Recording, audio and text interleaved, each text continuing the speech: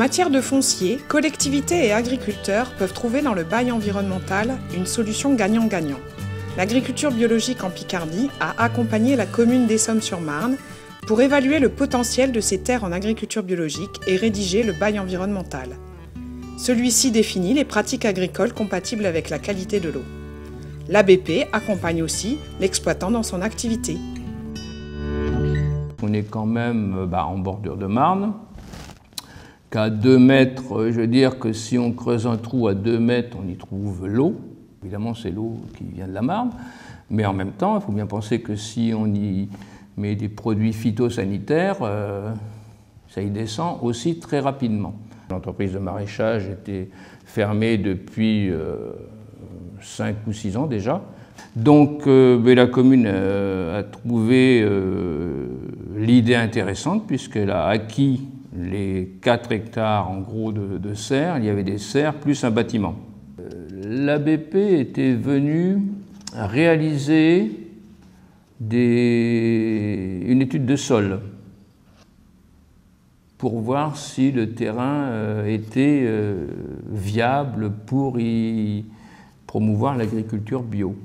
On a eu connaissance qu'un maraîcher bio recherchait justement des terres et des serres en plus pour s'installer. Donc nous avons loué ces serres, puisqu'il y avait 1,20 hectare de serres et 1,40 hectare de terres labourables hors serres. Nous avons loué ces serres à M. Vray sur un bail de 18 ans.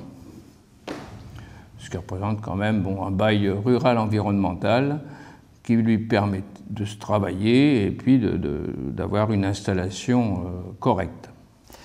Je suis installé depuis 2009 à Essômes-sur-Marne. Donc 2,5 hectares de surface. Il y a 1,40 hectare de serre et tout le reste c'est en plein champ. Voilà, donc à l'intérieur il y a les framboises, il y a de la mûre, il y a tout ce qu'il faut pour l'intérieur, y compris tomates, concombres, courgettes, voilà, pour le printemps entre autres. Je fais à peu près 70 paniers par semaine. Et je vais livrer Fontaine-Bio, en fait, qui se trouve à Essômes, qui eux font de tout, y compris des légumes. Les clauses spécifiques du bail environnemental, je veux dire qu'il y a quelques règles qui sont à respecter. Les choix de techniques de travail du sol, préservant sa structure physique, la conduite des cultures et leurs produits suivant le cahier des charges de l'agriculture biologique. C'est une façon de ne pas tromper le consommateur, entre autres. On a un suivi, on est suivi par Ecocer, enfin c'est vraiment un cahier des charges bien épais. Oui, j'ai un contrat de 18 ans avec la commune d'Essômes. Ça se passe assez bien, entre autres. La Marne est au bout à 200 mètres d'ici, quoi. L'engrais, je ne le mets pas directement sur la terre, je le mets au pied de ce que je veux faire pousser. D'abord, ça sollicite que la plante et non pas les mauvaises herbes. Et puis ça évite de descendre trop vite dans la nappe phréatique. Voilà, tout simplement.